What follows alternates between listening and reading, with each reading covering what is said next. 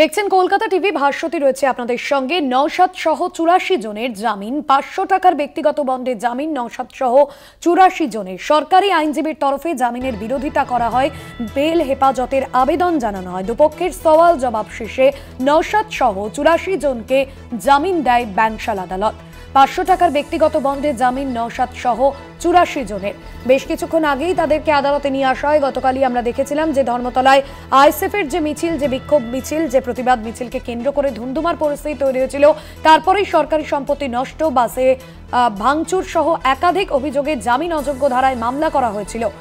সেই পরিপ্রেক্ষিতে আজ আদালতে নিয়ে আসা হয়েছিল নওশাদ সহ 84 জনের জামিন মঞ্জুর করল ব্যাংশাল আদালত। বেশ কিছুক্ষণ আগেই সেই ছবি আপনাদের দেখাচ্ছিলাম, যেখানে আইএসএফ কর্মী সমর্থকরা তারা জমায়েত করেছিলেন 500 টাকার ব্যক্তিগত বন্ডে জামিন নওশাদ সহ 84 জনের।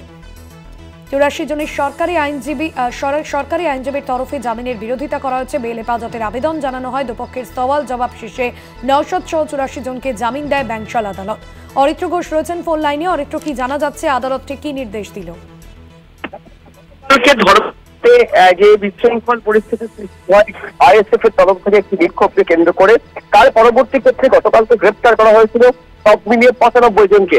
এয়ারস্ট্রিট থানার যে মামলা, এয়ারস্ট্রিট থানায় যে মামলা, সেই মামলায় 84 জন গ্রেপ্তার হয়েছিলেন। সেই 84 জন এবং নওশাদ সিদ্দিকী সকলেরই জামিন মঞ্জুর করলো ব্যাংশাল আদালত। দেখো, শুনানির শুরুতে সরকারি আইনজীবীর তরফকে এয়ারস্ট্রিট থানায় দায়ের হওয়া মামলায় যে 84 জন গ্রেপ্তার হয়েছিল সেই কথা উল্লেখ করা হয়, জেল হেফাজতের আবেদন করা হয় এবং সরকারি আইনজীবী তরফ থেকে বলা হয় এই মুহূর্তে জামিন দিলে তদন্ত বা যে ঘটনা ঘটেছে সেই ঘটনার সঠিক তদন্ত হবে না, জামিনে আপত্তি আছে সরকারি আইনজীবীর তরফ থেকে।